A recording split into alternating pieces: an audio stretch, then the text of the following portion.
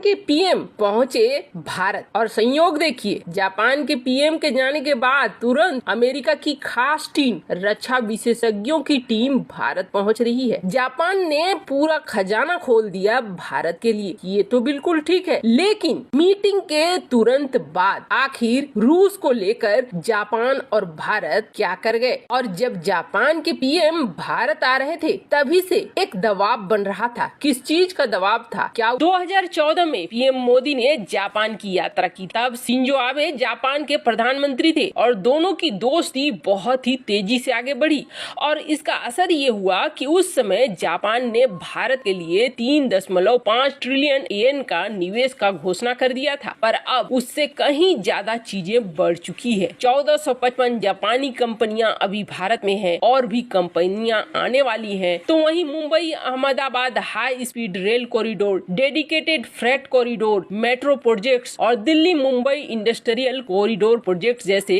कई महत्वपूर्ण चीजें जापानी मदद से चल रही है। लेकिन इन सब के बीच ये बैठक बेहद खास हो गई है। वो मीटिंग में कल कर सामने आया। जानेंगे कि ये मीटिंग जितना एक तरफ खजाना लेकर आई थी तो वहीं दूसरी तरफ बड़ा टेंशन भी लेकर आई थी, जिसे भारत के एनएसए और पीएम ने किस तरीके से हैंडल किया। जानेंगे क्या है पूरा मामला। इसके अलावे बहुत कुछ, आइए जानते हैं इन खबरों को विस्तार से। वैसे बात करें जापान और भारत की दोस्ती की, तो जापान और भारत की दोस्ती काफी पुरानी है और काफी महत्वपूर्ण भी है। जापान और भारत की दोस्ती का अंदाजा आप ऐसे लगा सकते हैं कि जापान ने भारत के कई क्षेत्रों पर निवेश किया हुआ है और ये निवेश काफी बड़े लेवल पे है। पर वैसे आपको बता दें, जापान ने रूस के अंदर भी बहुत सारा निवेश किया हुआ है और भले जापान और रूस में टेंशन अभी इस तरीके से बढ़ गया है कि जापान ने एक के बाद एक एक्शन लेना शुरू कर दिया है, उसके ऊपर प्रतिबंधों की झड़ी लगा दी है। ऐसे जापान के रूस के साथ अपने पर्सनल खुंदस भी है और ये खुंदस है जो द्वीप है कुरिल आइलैंड, उन द्वीपों को लेकर जहां दोनों आपस में झगड़ने को तैयार रहते हैं। लेकिन इस क्षेत्र में जापान का एकमात्र दुश्मन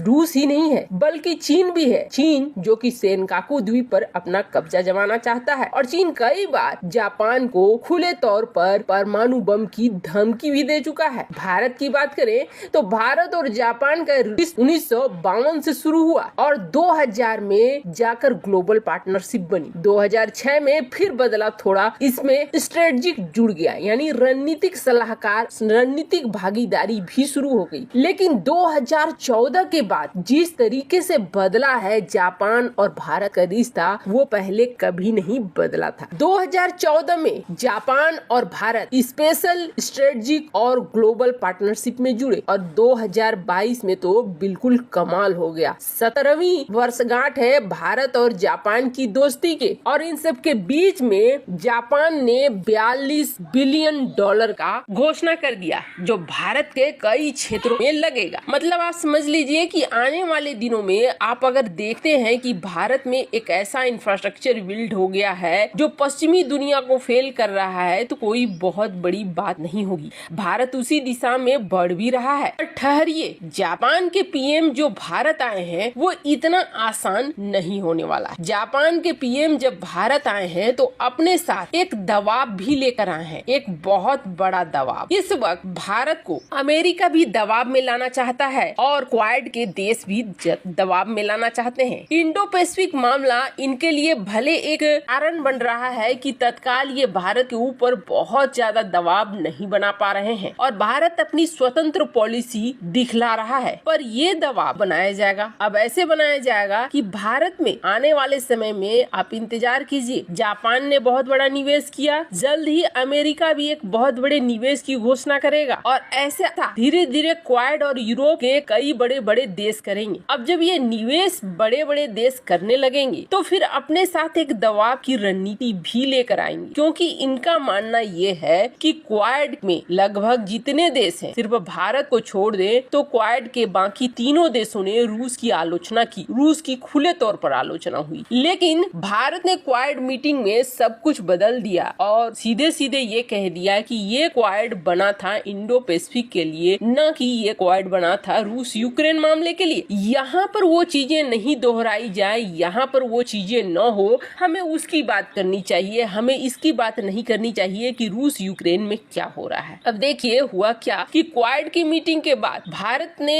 और इन 4 देशों ने यही कहा कि हम मानवीय सहायता देंगे, कैसे भेज सकते हैं और हमारे इस क्षेत्र में फिर से ये चीज न हो, इसके लिए बात हुई। लेकिन पर्सनल तौर पर जापान ने रूस के ऊपर प्रतिबंध लगा दिए, रूस की आलोचना कर दी, अमेरिका ने भी कर दी, ऑस्ट्रेलिया ने भी कर दी, इन सारे देशों ने कर दिया। पर भारत ने इससे रुख अलग किया। भारत प्रतिबंध नहीं लगा रहा है रूस को, बल्कि भारत तेल खरीद रहा है और भरपूर मात्रा में खरीद रहा है और आगे भी खरीदेगा, इसका ऐलान कर चुका है भारत। फिर आई बात दवाइयों की, तो अब तो भारत दवाइयां भी भेजेगा, इसका भी अंदेशा होने लगा है, क्योंकि भारत एक वर्ल्ड फार्मेसी है और ऐसे में वो देगा दवाइयों को। अब भारत क्या कर रहा है, अमेरिका के सारे खेल को खराब कर रहा है। पर इन सब के बीच में ये खबर निकल कर आ रही है कि चीन अंदर खाने रूस की मदद की बड़ी तैयारी कर रहा है। और अगर चीन रूस को मदद दे रहा है और रूस को इस वक्त हमने अगर अकेला छोड़ दिया, तो आप समझ लीजिए कि चीन की तरफ रूस का झुकाव पूरी तरीके से हो जाएगा और चीन पर निर्भर भी हो जाएगा। फिर इसका नतीजा हमें भुगतना होगा और ये नतीजा हमें भुगतना होगा इंडो पैसिफिक में भी और फिर हमारे चीन और भारत के साथ जो बॉर्डर है। अब ये निवेश तो हो गया और जापान ने इतने बड़े निवेश के साथ भारत को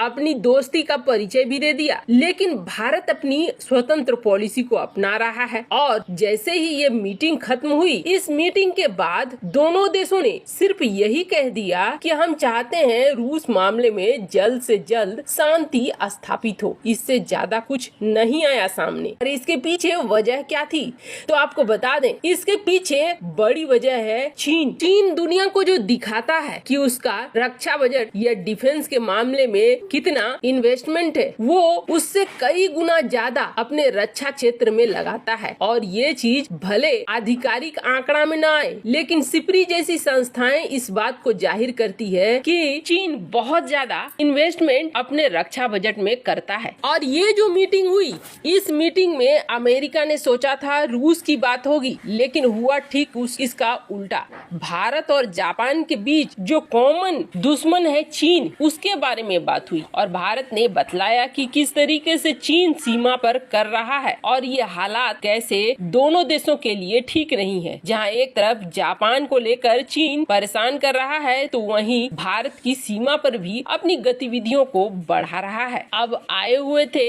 जापान के पीएम भारत को मनाने के लिए कि रूस के ऊपर बयान दो, लेकिन इसका ठीक उल्टा हुआ। उल्टा ये हुआ कि दोनों देशों ने ये कह दिया कि रूस को और यूक्रेन को इस जंग को जल्द से जल्द खत्म करना चाहिए। जबकि विशेष चर्चा हुई तो वो चीन की हुई। यानी इस मीटिंग में भारत सफल रहा जापान को अपनी बात समझाने के लिए। वैसे आपको क्या लगता है, भारत की विदेश नीति क्या इस वक्त बिल्कुल ठीक ठाक चल रही है? कमेंट कर अपनी राय जरूर बताएं। जल्द मिलते हैं अगले वीडियो में नई खबर के साथ।